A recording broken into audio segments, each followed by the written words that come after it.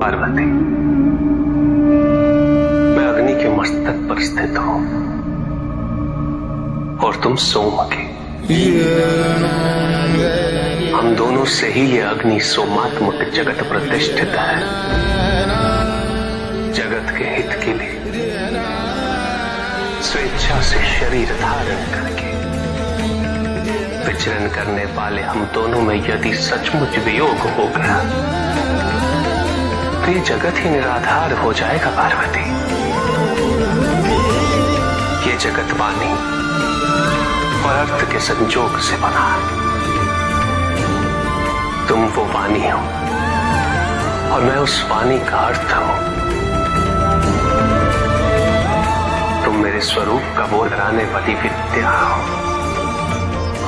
और मैं तुम्हारे द्वारा दिए गए विश्वासपूर्ण बोध से जानने वाला ज्ञान। केवल मैं इस सृष्टि का संहार और प्रलय नहीं करता, एकमात्र आज्ञा से ही संहार और प्रलय संपन्न होते हैं। और वो गौरवपूर्ण आज्ञा तुम हो पार्वती।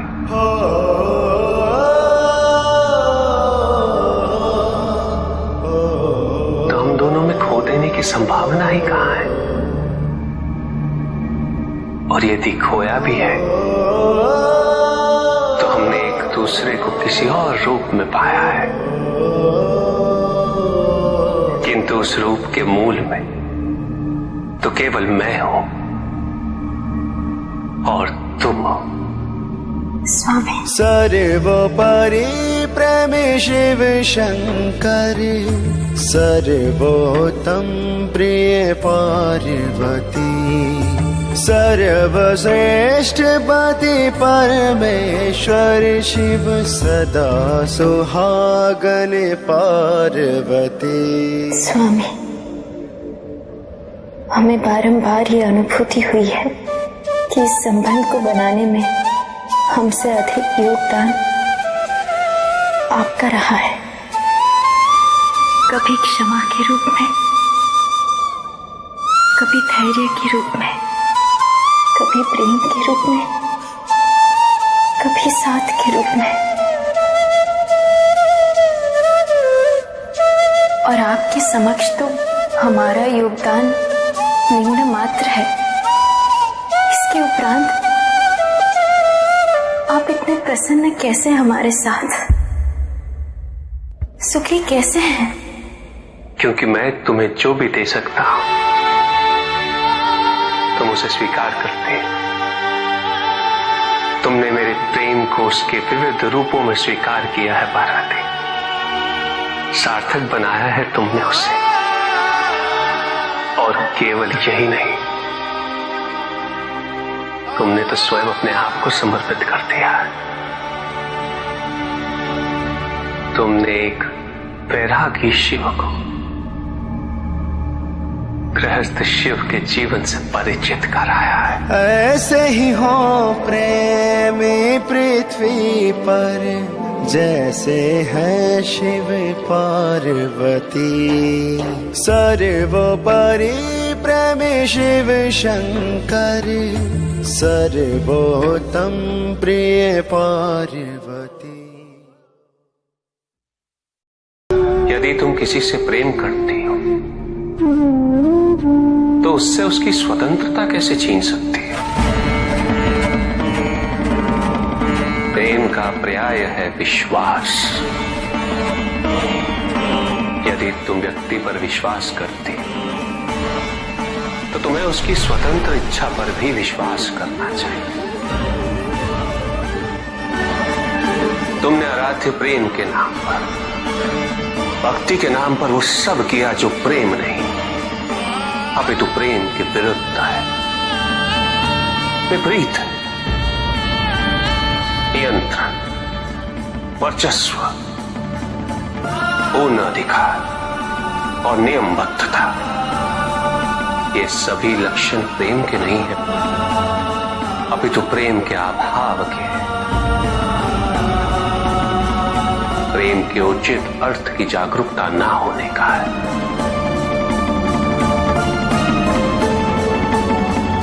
क्योंकि जहां प्रेम होता है वहां कुछ आवश्यक ही नहीं होता।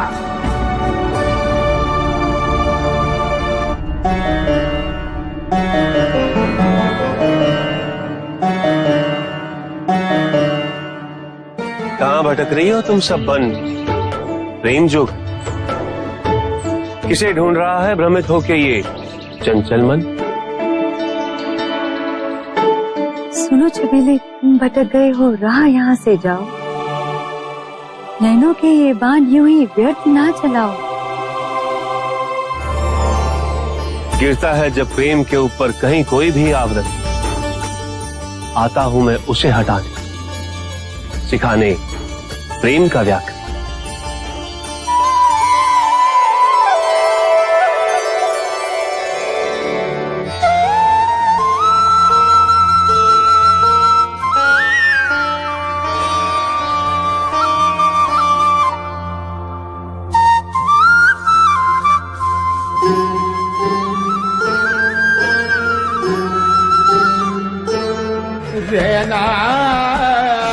मैं तुम्हारी करुणा से अत्यंत प्रसन्न हूं। स्त्री दया और करुणा का प्रतीक हो तुम। अतः आज मैं सारे स्त्री वर्ग को आशीर्वाद देता हूं कि मैं पुरुषों की अपेक्षा तुम्हारी पूजा से सहजता से प्रसन्न हो जाऊंगा।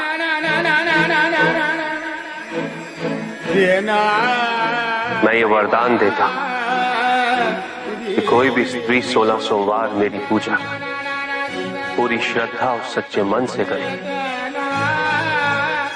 मैं उसकी मनोकामना अवश्य पूरी करूंगा।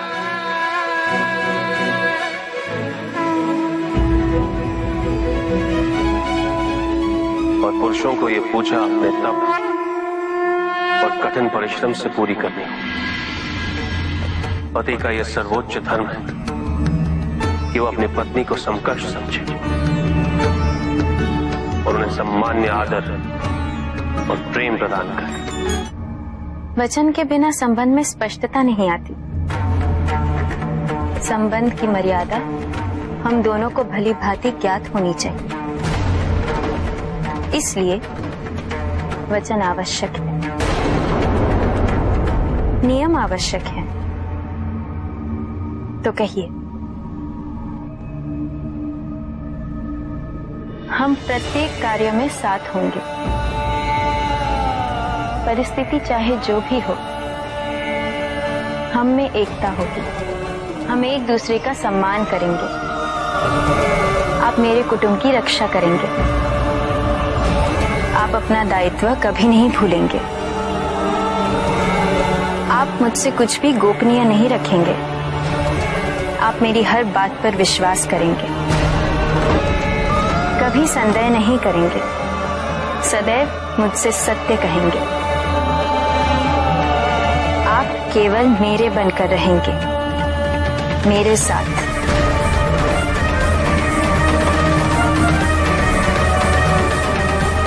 और ये सभी वचन किसी भी परिस्थिति पे आश्रित नहीं। प्रभु, ये विवाह मुझे स्वीकार्य नहीं है प्रभु। मैं मेरे जीवन का प्रत्येक क्षण आपकी सेवा में समर्पित करना चाहता हूं। मैं नहीं चाहता हूं कि मेरा कोई भी संबंध मेरे भक्ति को विभाजित या बाधित करने का कारण बने। नंदी, विवाह तुम्हें मेरी भक्ति के लिए अयोग्य कैसे बना देगा? उसमें बाधा कैसे उत्पन्न कर देगा? माता, आपके और प्रभु के बीच में इतनी चुनौतीपूर्ण स्थितियां उत्पन्न हुई, फिर भी आप दोनों स्थिर रहे। किंतु मेरे लिए यह संभव नहीं है माता, क्योंकि मैं अपने दायित्व के मार्ग में कोई भी विकर्षण सहन ही नहीं कर सकता। नंदी, मेरे एक प्रश्न का उत्तर दोगे? पहले तो तुम केवल मेरे प्रति ही समर्पित थे, किंतु अब तुम मेरे साथ साथ पार्वती की भी आराधना करते हो।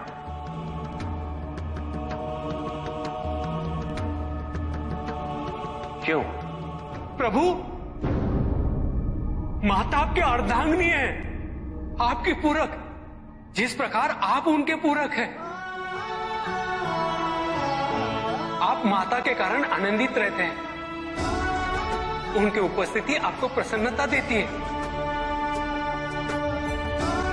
अन्यथा आपको इतना हर्षित उनसे पहले मैंने कभी नहीं देखा है। फिर कुमार कार्तिकेय का जन्म, अशोक सुंदरी का जन्म, और फिर हमारे गणेश का जन्म। प्रभु, इस प्रकार मैंने कैलाश को पूर्ण होते हुए देखा है, और ये सब माता के कारण ही हुआ है। प्रभु, जिस कैलाश में आप वास करते थे उसे माता ने निवास बना दिया, इस कैलाश को संपूर्ण कर दिया।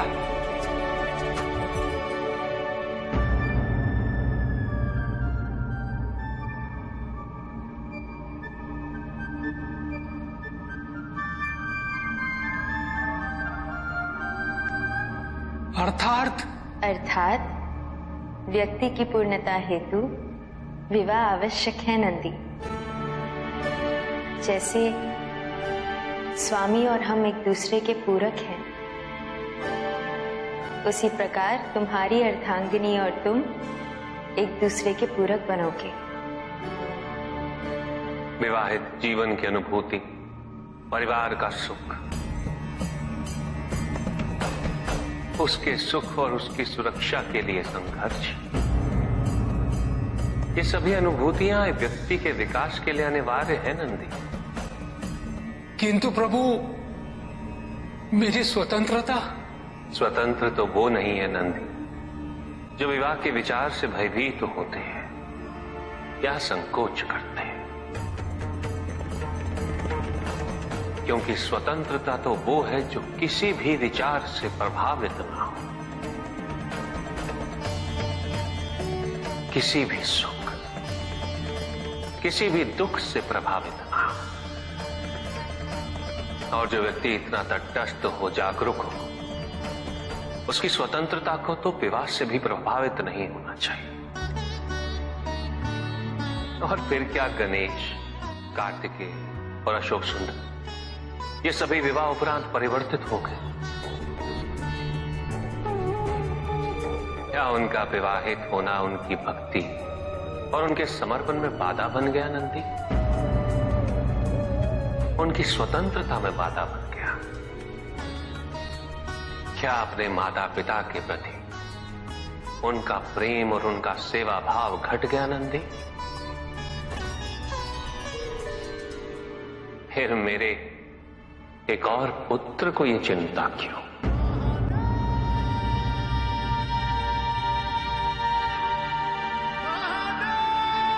ये भय क्यों नंदी?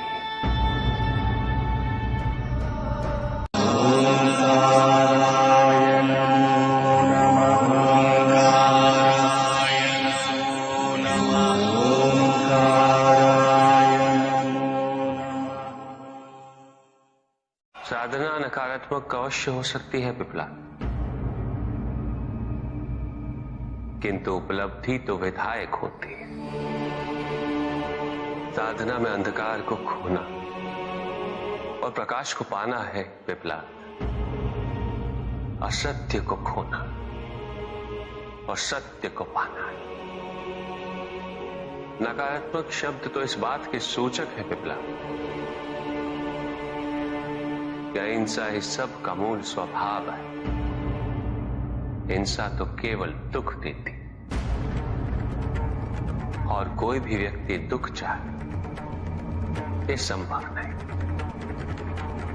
इसलिए जो हिंसक है वो भी प्रतिपल हिंसक नहीं रह पाता।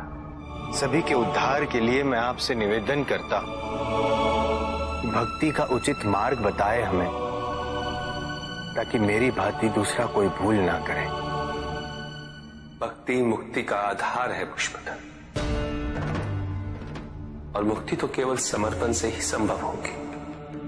और समर्पण के लिए पुष्प नहीं, स्वर्ण नहीं, आभूषण भी नहीं, रत्न नहीं, धन, विधि विधान नहीं, केवल अपने मन को अर्पित करना अनिवार्य है। जानना चाहते हो पुष्पधन कि वो कौन से पुष्प हैं जो मुझे अत्यंत प्रिय हैं? इंद्रियों का नियंत्रण, दया, शांति, तप, क्षमा, ध्यान और सत्य। और जब कोई मेरी इन पुष्पों से आराधना करे, मैं अवश्य प्रसन्न होता हूं। भक्ति में भव्यता आवश्यक नहीं है पुष्पधन, अभी तो सरलता आवश्यक है। भक्त के लिए ये समझना अत्यंत कठिन हो जाता है, प्राय भक्ति कब मोह में परिवर्तित हो जाती है।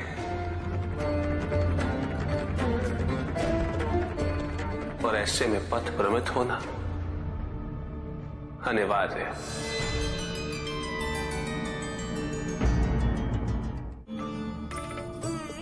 इस संसार में, समाज में व्यक्ति का पद जितना ऊंचा हो, उसके कर्मों के परिणाम उसके पद के अनुपात में ही संसार को प्रभावित करते हैं।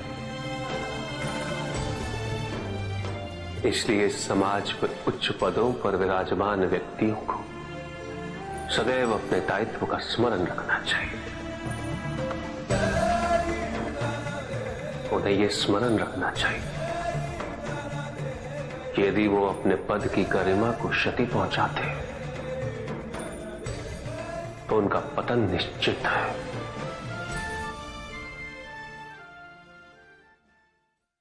एक संबंध की सफलता वो है जब शब्दों की आवश्यकता ही समाप्त हो जाए, केवल आभास रहे, विश्वास रहे, जागरूकता रहे, संतोष रहे। बिना कहे ही दोनों एक दूसरे की बात समझ लें। अवश्य स्वामी। और दाम्पत्य जीवन के सफल होने का ये एक बहुत महत्वपूर्ण प्रमाण भी है। फिर भी मुझे आभास हो रहा है पार्वती कि मैंने तुमसे कभी ये नहीं कहा कि मैं कितना धन्य हुआ हूं।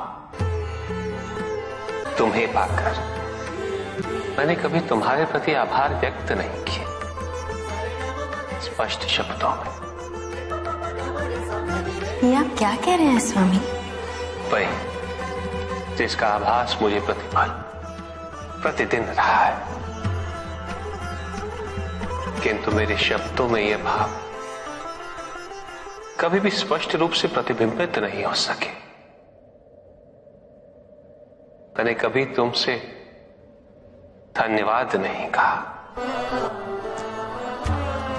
जबकि मुझे निरंतर इस बात का बोध होता रहा कि मेरी ये यात्रा तो तुम्हारे बिना संभव ही नहीं होती। एक वैरागी जिसे तुमने गृहस्थ जीवन के सुख से परिचित कराया, अपने सानिध्य से परिपूर्ण किया,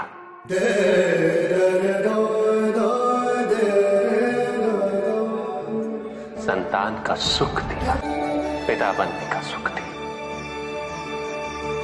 यदि मैं पिता न बनता तो पितामह बनने का सुख कैसे प्राप्त होता? पार्वती, तुम्हारे आगमन से केवल मुझे ही नहीं, समस्त संसार को, कैलाश को एक नया अर्थ मिला है।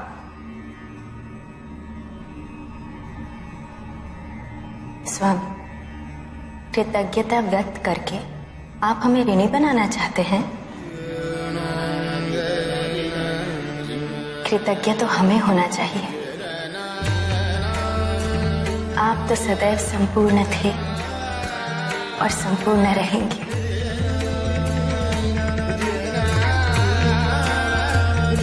इसके पश्चात आपने हमें हर रूप में स्वीकार किया और हमारा जीवन परिपूर्ण किया। हमने ऐसे कई निर्णय आपकी इच्छा के विरुद्ध लिए। हमारा वहां बिन बुलाए जाना उचित नहीं होगा सती। हमारे वहां जाने से केवल तुम्हारा अहित होगा दाक्षायणी। अहित अहित अहित, आप तो ऐसे बात कर रहे हैं जैसे वो मेरे पिता नहीं मेरे शत्रु हो। ठीक है, आपको यदि मेरे साथ नहीं आना है तो मैं आपके बिना ही चली जाऊं। नहीं सती, मैं कदापि तुम्हें अकेले नहीं जाने दूंगा। आपको मेरी सौगंध, आप मुझे रोकेंगे नहीं। यदि वहां जाने से मेरा अहित होगा तो आप मेरा अहित होने के बाद आइएगा। आपको मेरी सौगंध है महादेव। सती, आप रुष्ट भी हुए, किंतु कभी भी आपने स्वयं को हमसे न पृथक किया और न होने दिया। तुमसे पृथक होकर अपने आप को दंडित करने की मेरी कोई इच्छा नहीं थी पार्वती। नहीं स्वामी, हमें आभास है हमने आपको बहुत दुख दिए हैं, और जब आभार व्यक्त करने की बात हो सकती है तो क्षमा की क्यों नहीं। रुक जाओ, महत्वपूर्ण ये वृक्ष है, इन्हें काटना बंद करो। ये वृक्ष हमें छांव देते हैं, फल देते हैं। वृक्षों के बिना इस पृथ्वी की कल्पना संभव नहीं। इनका संरक्षण किया जाना चाहिए, हनन नहीं। हम सभी को इनका संरक्षक बनना होगा। हम अपनी आवश्यकता हेतु इनका उपयोग करते हैं, ये क्या अनुचित है? यह आवश्यकता किसने उत्पन्न की? किसने बनाया ये नियम? तुम ये सोचते हो कि तुम शक्तिशाली हो और यह वृक्ष असहाय है। यदि तुम प्रकृति के साथ अन्याय करोगे तो प्रकृति अपना प्रचंड रूप धारण कर तुम्हें दंडित करेगी, और उस दिन इस संसार में तुम्हें अपनी नग्नता का बोध होगा। प्रत्येक वृक्ष को वर्षों लग जाते हैं उगने में, विकसित होने में, अपनी पूर्णता प्राप्त करने में। उसके पश्चात वो हमारा पोषण करते हैं, निस्वार्थ भाव से हमारी सेवा करते हैं। हम स्वयं इनका शोषण कैसे कर सकते हैं? तुम अपने आप को मनुष्य कहते हो। मनुष्य तो विचारवान होते हैं, संवेदनशील होते हैं। जो अपने स्वार्थ हेतु वनस्पति और जीव जंतुओं का शोषण करे, वो कैसा मनुष्य? जो तुम कर रहे हो वो प्रकृति पर अत्याचार है, और अत्याचारी सदैव अत्याचारी ही होता है। अपनी प्राकृतिक संपदा की रक्षा करना प्रत्येक मनुष्य का उत्तरदायित्व है। यदि ये वृक्ष विरोध नहीं करते हैं, उलाहना नहीं देते, तो तुम सबने ये समझ लिया कि इन्हें कष्ट नहीं होता। यदि इन वृक्षों को काटने पर रक्त नहीं निकलता, तो तुम सबने ये समझ लिया कि इन्हें पीड़ा नहीं होती। किंतु क्या कभी तुम सबने ये सोचा कि एक वृक्ष काटकर तुम प्रकृति से उसकी संतान छीन लेते? एक वृक्ष को काटकर तुम न जाने कितने ही पक्षियों से, पशुओं से उनका आश्रय छीन लेते। भूल हर माता पिता से होती है और सदैव होती रहेगी, क्योंकि कोई एक मार्ग निर्धारित कहां है। प्रत्येक संतान भिन्न होती है, प्रत्येक माता पिता भिन्न होते हैं। उनके अनुभव भिन्न होते हैं। आवश्यक ये समझना है कि संतान को पोषण चाहिए, संरक्षण चाहिए, शरीर के लिए, मन के लिए, उसके आत्मसम्मान के लिए। संतान के लिए यह जानना आवश्यक है कि माता पिता को उस पर विश्वास है या नहीं। माता पिता का उसके प्रति व्यवहार कैसा है। इससे संतान अपना मूल्यांकन करती है। उन्हें सम्मान दो, उन्हें स्वतंत्रता दो, उन पे विश्वास करो। अच्छे आहार, अच्छे विचार, अच्छे संस्कारों से उनका पोषण करो। फलने दो उन्हें, विकसित होने दो और उनके मंगल की कामना करो। संतान की जिज्ञासा को धैर्य के साथ, सही तर्क और उत्तर के साथ संबोधित करना अति आवश्यक है। यदि माता पिता ही उत्तर ना देकर क्रोधित होंगे तो संतान की जिज्ञासा संभवतः उन्हें ऐसी दिशा में ले जा सकती है जो उचित ना हो। जन्म देना ही माता पिता का एकमात्र कर्तव्य नहीं होता। उन्हें अपनी संतान के व्यक्तित्व का सुधार भी करना होता है। सदैव माता पिता पर आश्रित रहने से संतान की उन्नति संभव नहीं होती। उसे अपना मार्ग, अपना उद्देश्य स्वयं ढूंढना होता है। और माता पिता द्वारा अपनी संतान को अपना लक्ष्य प्राप्त करने से रोकना यह अनुचित है। दंड वही जो अपराधी की आपराधिक प्रवृत्ति को परिवर्तित कर उसे न्याय और धर्म का पालन करने वाला व्यक्ति बना दे। भाग्य तो स्वयं कर्मों से ही निर्धारित होता है।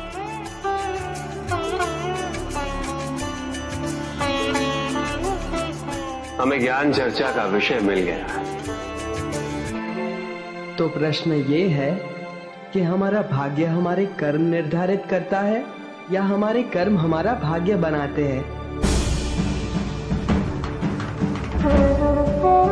जब भी हम अपने अतीत की ओर देखते हैं तो मन में यही प्रश्न उत्पन्न होता है कि हम जिन परिस्थितियों में हैं, क्या उसका मूल कारण हमारे कर्म है या हमारा भाग्य।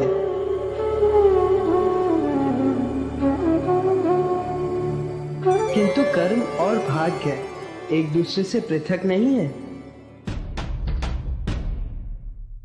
बल्कि एक दूसरे के पूरक है।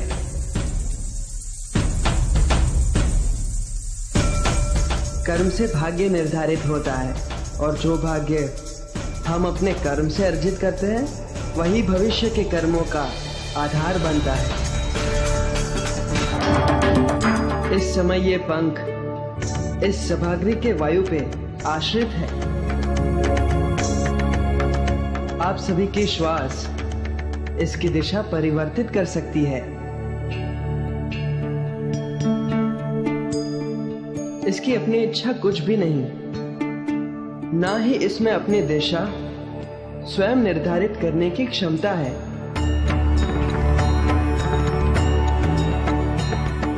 उड़ते उड़ते कीचड़ में गिर जाना इस पंख का भाग्य हो सकता है,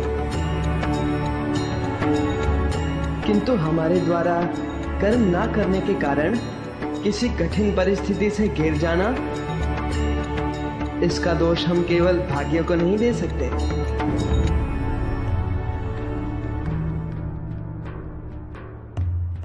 क्योंकि हमें अपने विवेक से कर्म करने की क्षमता प्राप्त है।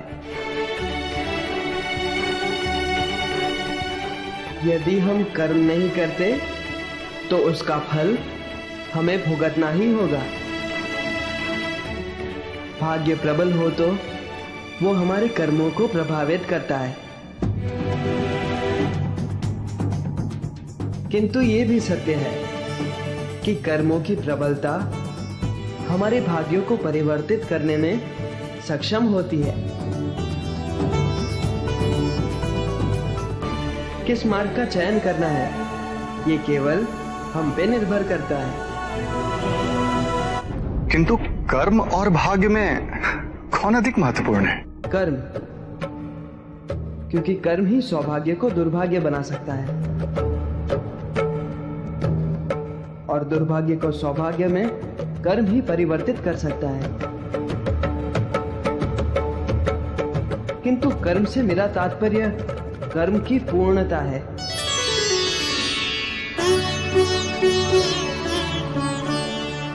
जिस प्रकार केवल जन्म देने से माता पिता का कर्म पूरा नहीं होता, अपनी संतान का पोषण करना, उसे इस योग्य बनाना कि वो संसार में आत्मनिर्भर हो सके, ये भी तो माता पिता का ही कर्म है।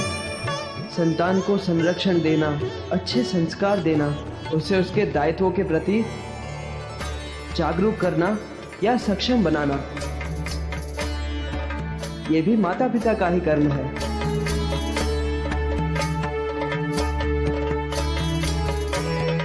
कर्म को मात्र एक औपचारिकता नहीं बल्कि धर्म समझ के उसका निर्वाह करना,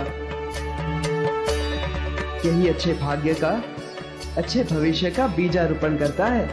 श्री गणेश की श्री गणेश की। तुमने कहा कि कर्म और भाग्य के मार्ग का चयन करना हम पे निर्भर करता है।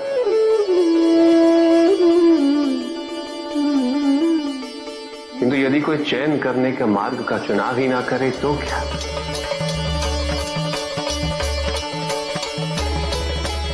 यदि इस पंख के लिए इसका महत्व ही ना हो कि वो कीचड़ में गिरा या किसी के शीर्ष पे अलंकृत हुआ।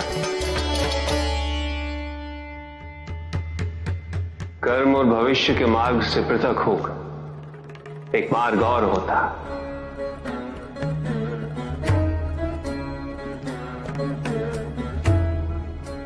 वैराग्य का मार्ग।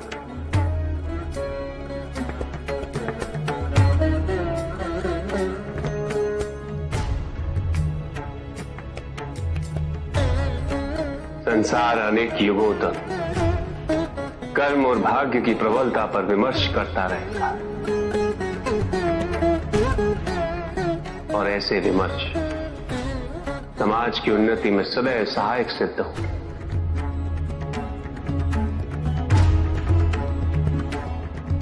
ना सम्मान का मोह, ना ही अपमान का भय।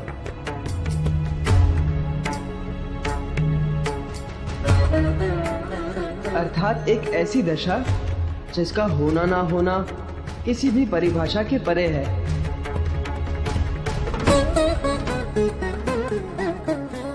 महादेव की, श्री गणेश की, श्री गणेश की।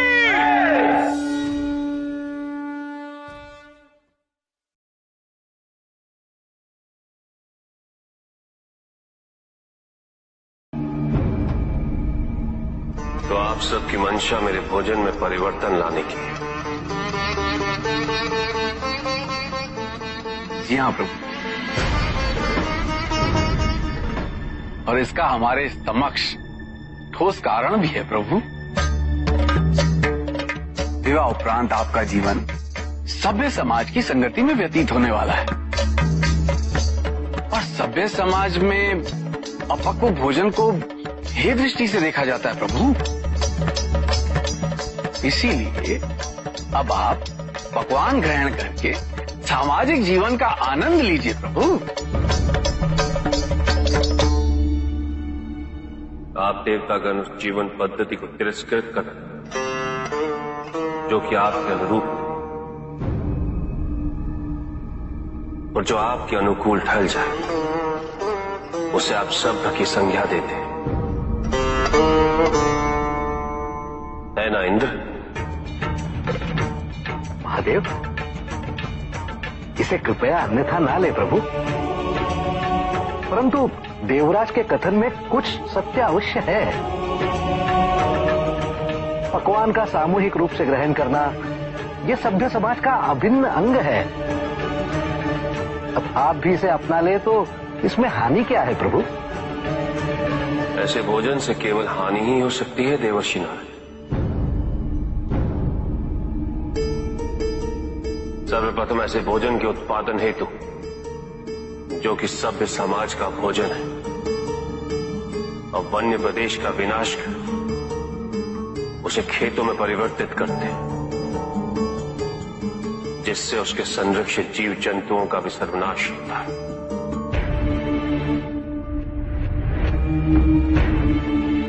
हम अपने शरीर का पोषण करने हेतु जीव जंतुओं की हत्या करते हैं, खेतों को सिंचित करने हेतु नदियों के प्राकृतिक बहाव को कृत्रिम साधनों से रोक देते हैं। इससे विपदा और अकाल की स्थिति उत्पन्न होने की आशंका सदैव बनी रहती है। जल जीवन का भी सर्वनाश होता है। तत्पश्चात उस अन्न को पकाने हेतु हम वृक्षों को काटकर ईंधन की आवश्यकता पूरी करते हैं।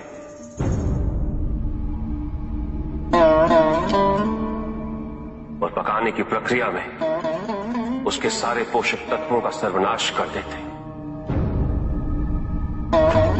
नहीं देवराज,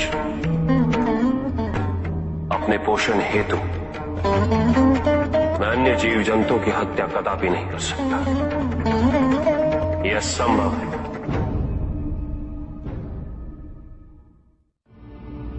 वो व्यापारी जिसके पास इस संसार में जीवन निर्वाह हेतु सब कुछ था,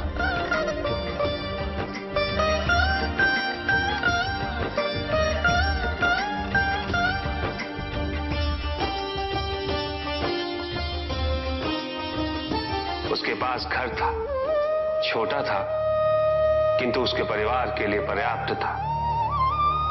उसके छोटे से परिवार की आवश्यकताओं को पूरा करने हेतु भोजन और धन की भी कोई कमी नहीं थी, किंतु व्यापारी सदैव और धन संपत्ति संचय करने की चिंता में डूबा रहता था। सब कुछ होते हुए भी वो सुखी नहीं था, क्योंकि वो यही सोचता रहता था कि उसके पास क्या क्या नहीं। एक दिन किसी ने उसे बताया कि नारायण के वरदान से सब कुछ मिल सकता है। धन के लोभ में वो नारायण की तपस्या करने निकल पड़ा। ओम वैष्णवे नमः। और इस प्रकार वो कई वर्षों तक नारायण की तपस्या करता रहा। ओम वैष्णवे नमः। ओम वैष्णवे नमः। ओम वैष्णवे नमः। ओम वैष्णवे नमः। वत्स,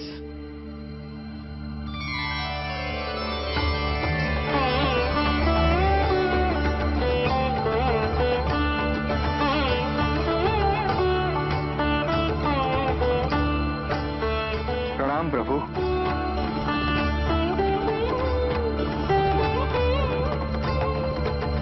मैं तुम्हारी तपस्या से प्रसन्न हूं। मांगो, क्या वरदान मांगना चाहते हो? प्रभु, प्रभु मुझे समस्त संसार की भूमि चाहिए। संसार में जितना भी धन है सब मेरा हो जाए। क्या मैं तुमसे पूछ सकता हूं, तुम्हें इतना सब कुछ क्यों चाहिए? मैं सुखी रहना चाहता हूं प्रभु, और धन संपत्ति सुख का माध्यम है। किंतु संसार की परिभाषा हर किसी के लिए भिन्न होती है वत्स। कुएं में बैठे मेंढक के लिए वो उसका संसार होता है। तुम बताओ वत्स, तुम्हारे लिए संसार की क्या परिभाषा है? सब कुछ प्रभु। जो कुछ भी मुझे दिखाई दे रहा है वो सब कुछ संसार ही तो है प्रभु। उचित है, मैं तुम्हें वरदान देता हूं कि जितना भी संसार तुम अपने नेत्रों से स्वयं देख सको वो तुम्हारा होगा, किंतु जो तुम नहीं देखोगे वो तुम्हारा नहीं होगा। अब इस संसार का सबसे धनी व्यक्ति मैं बन जाऊंगा प्रभु, और सबसे सुखी भी।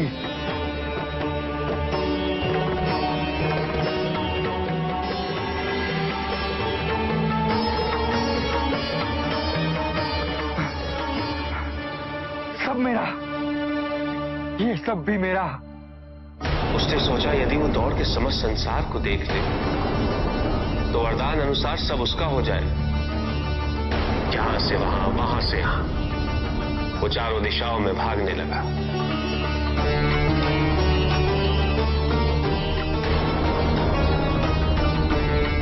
जो भी दिखा वो उसे अपना बनाता गया, किंतु उसका लालच कम नहीं, अपितु और बढ़ता गया।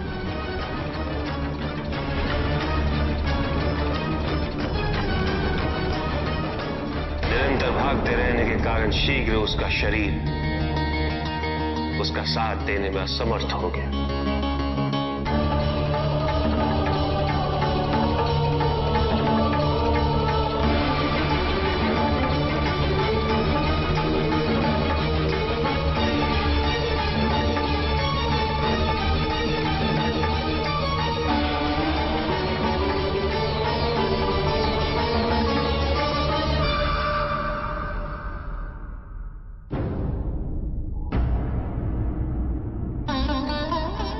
और इस प्रकार उसके पास केवल उतनी ही भूमि रही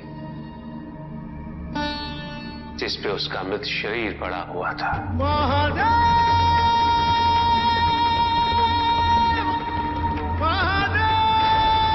अकेला। उसके पास उसके परिवार का सुख भी था, किंतु उसने उसका आनंद नहीं उठाया।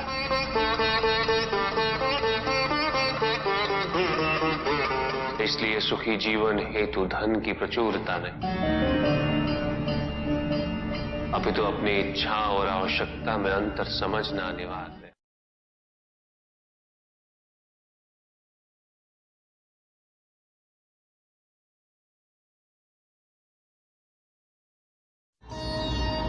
किंतु पिताजी, कुछ व्यक्ति अहिंसा का व्रत कर रहे हैं, किंतु अधिकांश व्यक्ति तो अस्त्र शस्त्रों से सुसज्जित होकर घूम रहे हैं। शरीर की रक्षा के लिए बड़े दुर्ग बनाए जा रहे हैं, कवच बनाए जा रहे हैं, क्योंकि उन्होंने स्वयं योग और शुभता के कवच का त्याग कर दिया है पुत्र। क्योंकि अब शुभता उनके लिए जीवन को जीने का आधार नहीं रह गई, क्योंकि योग तो अब केवल उनके लिए कठिन सी साधना है। जो व्यक्ति, जो समाज योग से और साधना से जितना विमुख होगा, वो समाज आत्मरक्षा के लिए कवच, दुर्ग और अस्त्रों और शस्त्रों के निर्माण हेतु सदैव विवश होगा। व्यक्ति के अंतर मन से शुभता जितनी ही क्षीण होती जाएगी, योग की अग्नि जितनी कम होती जाएगी, उसके जीवन में अंधकार की अग्नि भी उतनी ही प्रचंड होती जाएगी। समाज में ऐसे अभिमानी और अहंकारी व्यक्तियों की संख्या सदैव बढ़ती रहेगी पुत्र। समाज में उतनी ही तीव्रता से युद्ध और अस्त्रों के अनुनाद की दिशा में अग्रसर होगा। किंतु पिताजी, जो समाज योग शुभता से विमुख होता जा रहा है, उन्हें कैसे लौटाया जाए? प्रयत्न चाहे एकमात्र किसी के भी धरातल पे चले, जब तक सृष्टि के किसी भी अंश, जब तक एक प्राणी की शुभता और योग के द्वारा इस समाज को संचालित करने के लिए प्रयत्नशील रहेगा, जब तक वो शुभता और योग को केवल शोभा की वस्तु नहीं समझेगा, तब तक सृष्टि में शुभता की पराजय असंभव है पुत्र।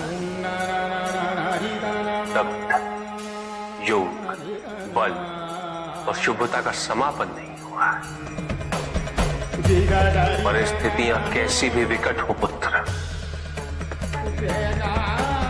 अहंकार के अंधकार का आवरण चाहे कितना भी घना हो, आध्यात्म योग और शुभता का एक लघु दीपक भी सदैव उस पर विजयी होता रहेगा। मेरा एक कथन सदैव स्मरण रखना पुत्र, मन के हारने से हार और मन की जीत में ही जीत होती है। अपने मन से शुभता और योग को तुम कभी भी विस्थापित नहीं होने देना। 3 प्रकार के शरीर होते हैं, स्थूल, सूक्ष्म और कारण शरीर।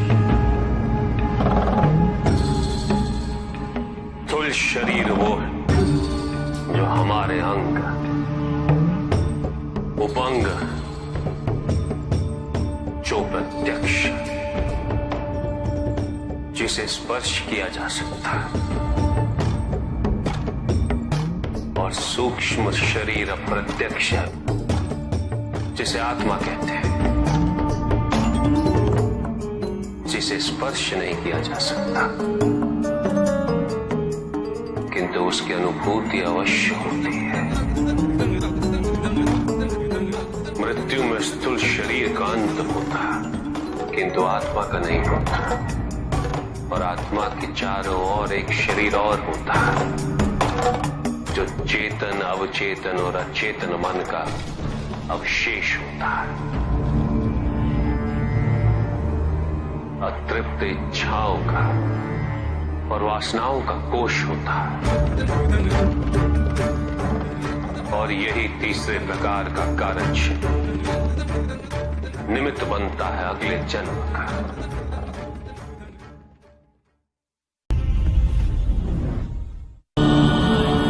चहचहाने वाली चिड़ियों का गान हमेशा प्रसन्नता का गान नहीं होता। दुख, पीड़ा और मोह ये सब अलग नहीं, एक समान। तुम्हारा मोह ही तुम्हारा दुख, और तुम्हारे मोह का त्याग तुम्हें पूर्ण रूप से सुखी कर सकता है।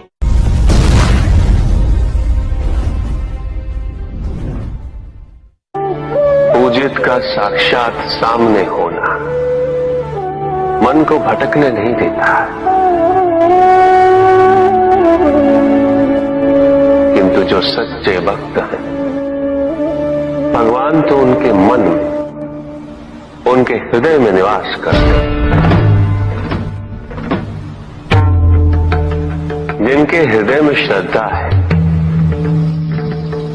उनके लिए पूजा करने हेतु अपने आराध्य का साक्षात सामने होना अनिवार्य नहीं।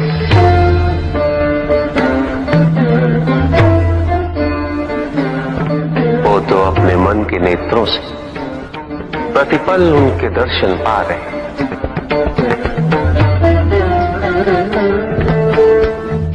उनकी प्रत्येक अनुभूति में भगवान है।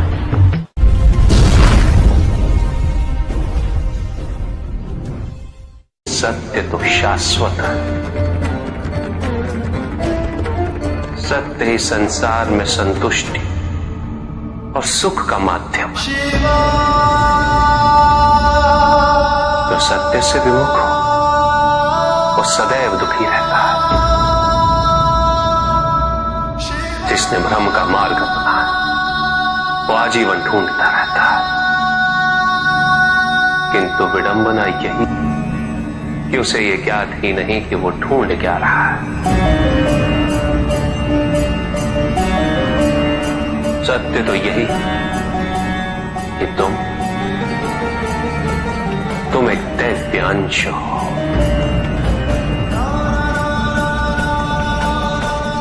जन्मोपरांत तुम सबने अपने आप को केवल मनुष्य मान लिया,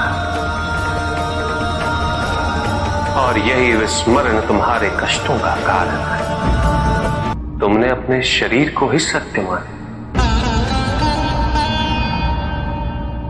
लोभ, भय, शंका, असुरक्षा, छल, इन सब को अपने जीवन का आधार बना लिया।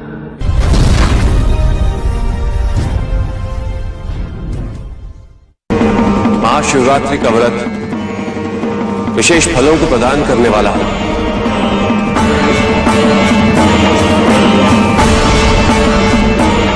इस व्रत को रखने से पुरुषों की सारी मनोकामनाएं पूरी हुई।